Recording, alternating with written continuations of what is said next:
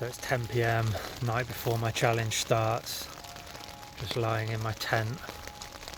It's raining heavily outside, heavily, which is actually quite good for Scotland. That's better. It's usually torrential, so heavy is pretty good. Just after 6 a.m, I'm in Glen Nevis at the bottom of my first of 3 peaks, Ben Nevis.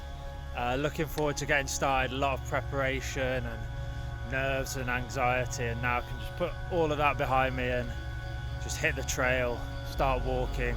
This is it, so I'm off. Here we go.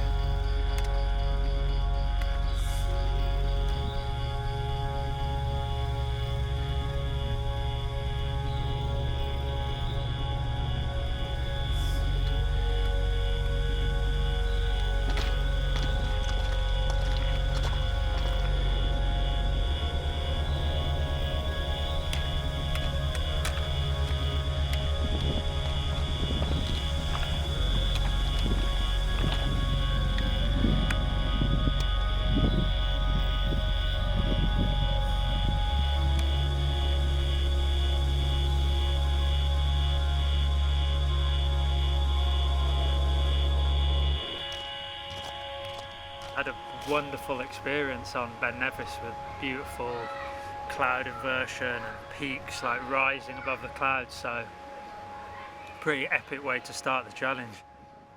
I'm just about to jump on the West Highland Way and head over towards Kinlochleven and then up towards Glencoe.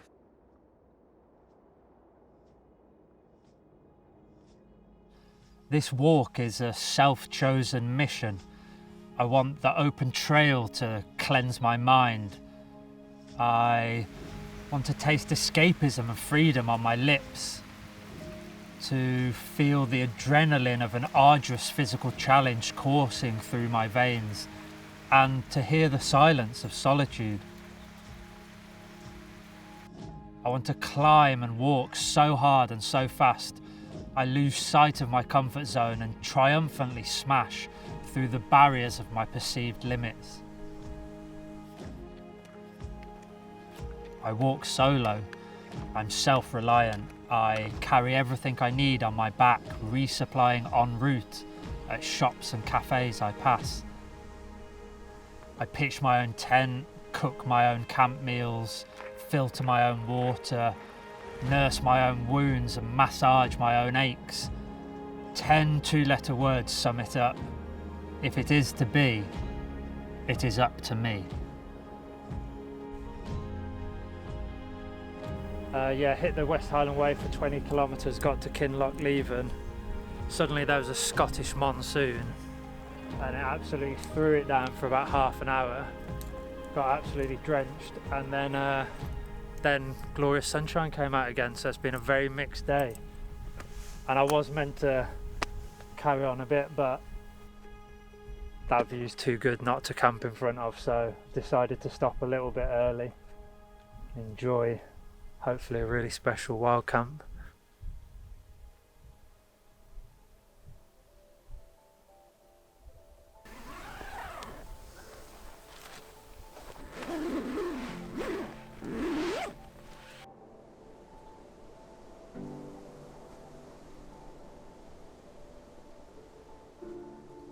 I've been through a tough few years, several big life events, a relationship breakdown, moving house 200 miles away from my friends and family, quitting my job and jumping headfirst into the financial uncertainty of self-employment, all left me feeling unsettled, and I struggled with stress, anxiety and a low mood, and my all-round mental well-being suffered.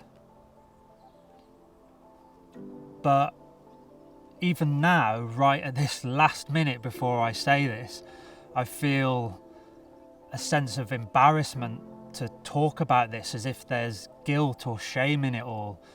There's a voice at the back of my head telling me to suck it up and bury it, to bottle it up, to not talk about it, to be stronger, to be more of a man, to not show weakness or vulnerability. I know I had loads to be grateful for. I'd moved to the Lake District and was pursuing my career dreams. And part of me still believes that I should have been more resilient.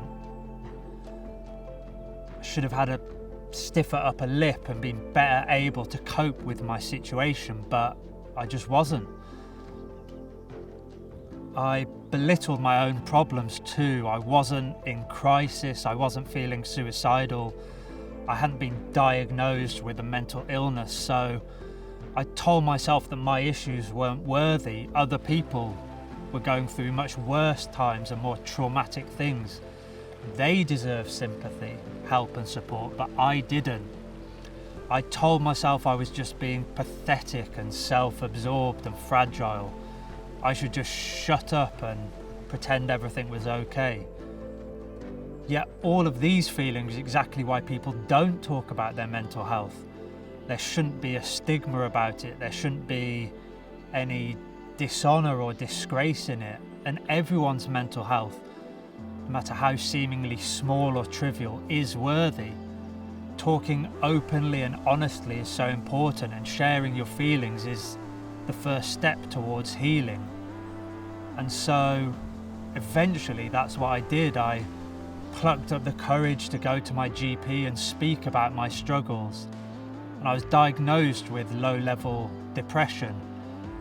I was prescribed with citalopram, an antidepressant, and I've been taking these tablets for almost 12 months now. My doctor also referred me to a free NHS course of CBT therapy sessions, and together the drugs and support massively helped me. They almost leveled me out, and I'm in a much better place now today than I was a year ago. And that all just started by just having the bravery, I guess, to address my problems, speak out about them and seek help.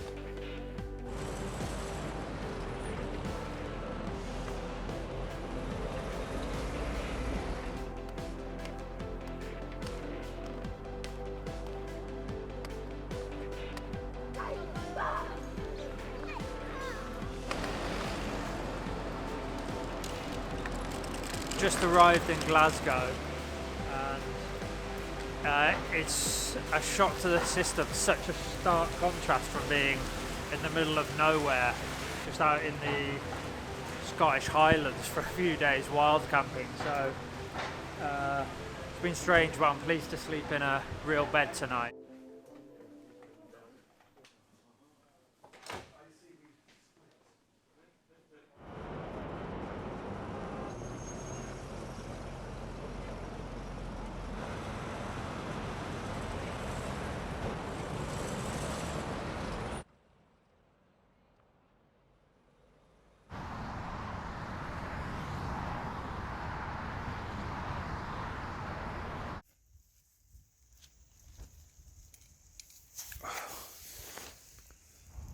Tonight I'm feeling so tired.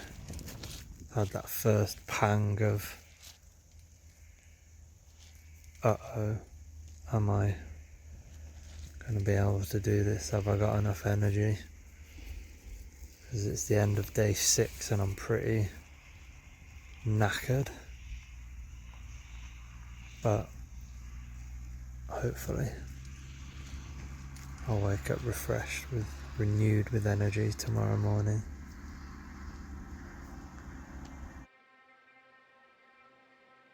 Got into England today, across the border from Scotland, so that actually felt really good, felt like a big milestone. Yeah, I felt really happy to do that. That was awesome.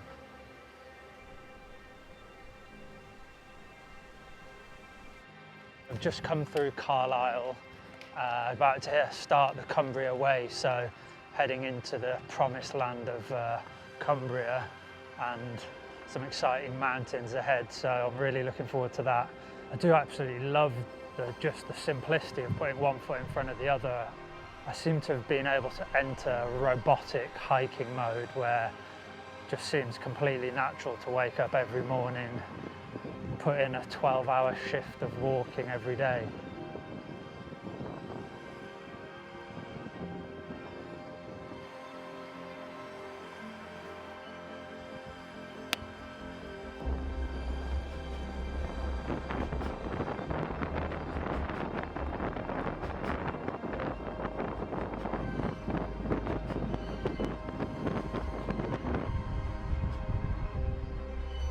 Climbed up from Borrowdale up Scarfell Pike, summited the second of my 3 peaks, which felt amazing. I've had quite a tough day, some really bad weather, some tough hours on the trail. There were a few moments where I thought I wasn't ever going to make it up Scarfell Pike today, but battled through some of the low points, and then felt really great to finally make it to the top, and one more to go. Just got to walk to Wales now. I'm going to be heading down towards Great End and then skirting a bit lower and finding somewhere to camp, so hopefully get out of the clouds, out of the wind, find somewhere sheltered, maybe at Angle Tarn, get the tent set up and get some much needed rest.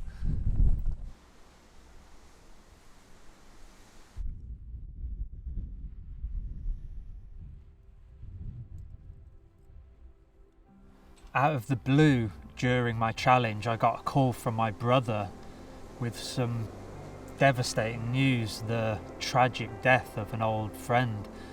It was another poignant and sad reminder of how precious life is and about how important it is to talk about mental health, particularly for men.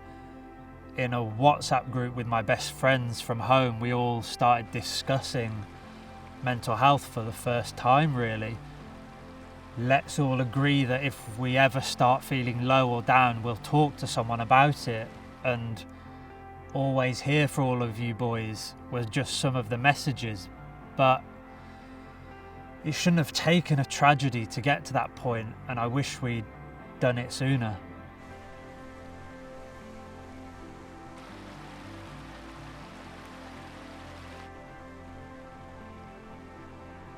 There's a real tangible sense of leaving the mountains behind and leaving the Lake District behind. As I walked out of Kendal, I could look back and see the foothills of the Lake District, so really very much have left the mountains behind now and heading for a few days through a much more urban area. Going to be trying to put in some good mileage and getting closer and closer to Snowdon.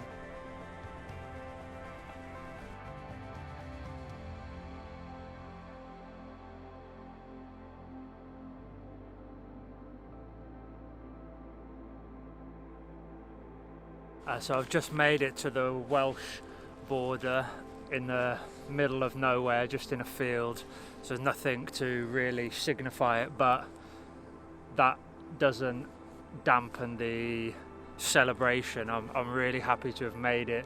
Feels like one of the final big milestones to have made it here. It's also a bit of a watershed. I've been battling a bit of an urban jungle for the last few days, mostly on roads and through industrialised places, but shortly I'll be getting to the North Wales coast path. Just a few days left, so really excited about it, the kind of final few legs.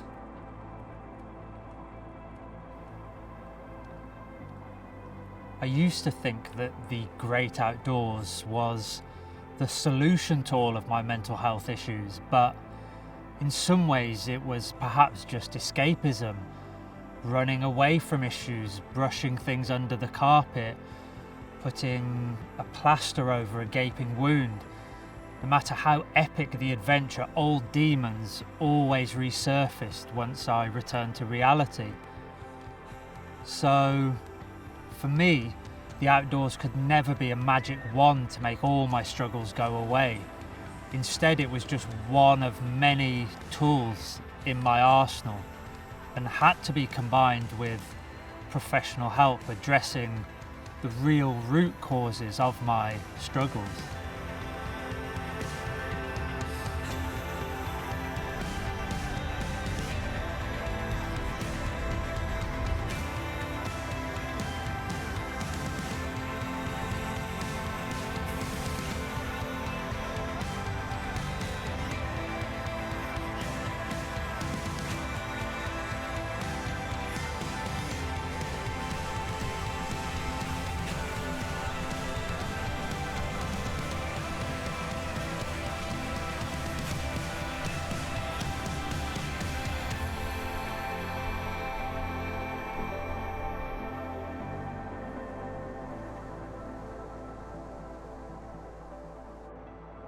the final day, and very shortly I'll be turning inland away from the coast, heading towards Snowdon. So been on the coastline for a few days, been lovely, nice and flat, but there's a big mountain somewhere behind me still to be climbed. After 16 full marathons and 16 days of walking, I suddenly felt ill with sunstroke. Just got into Llanberis. I was just feeling a bit dicey, and then I just keeled over and just threw up on the floor. So I don't know whether it's the heat or whether I ate something dodgy or what it was, but that was not a pleasant experience.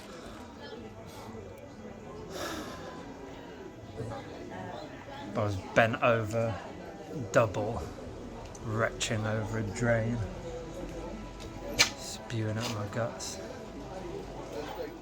I threw up violently and I just felt absolutely awful. I was nauseous, dizzy, completely bereft of any energy, and I just couldn't believe it. I'd come so far, maybe 99% of the whole journey, and now it looked like I might fall at the final hurdle.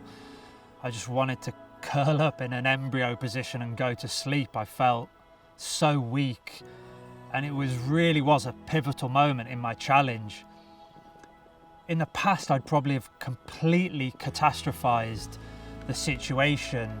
Why is this happening to me? This is completely unfair. Surely this is unjust after all the effort, blood, sweat and tears I've poured into this challenge. I deserve a better ending than this. But over the past year or so, I've learned to be more stoical. I can't control what happened. It is what it is, but I can control my emotional reaction to it. That helped me pull through that low. I didn't panic or freak out. I just dealt with it in a matter-of-fact way. Okay, that's happened. I'm feeling ill. What can I do about it? What is the solution? How do I move forward?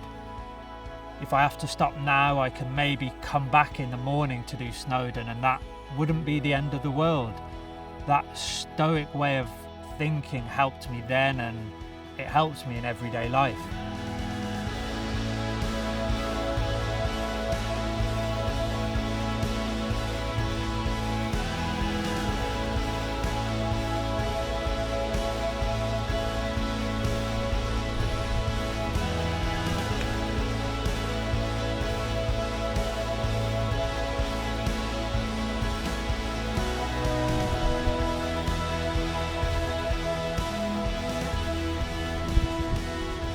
Maybe this whole journey isn't just about the mountains.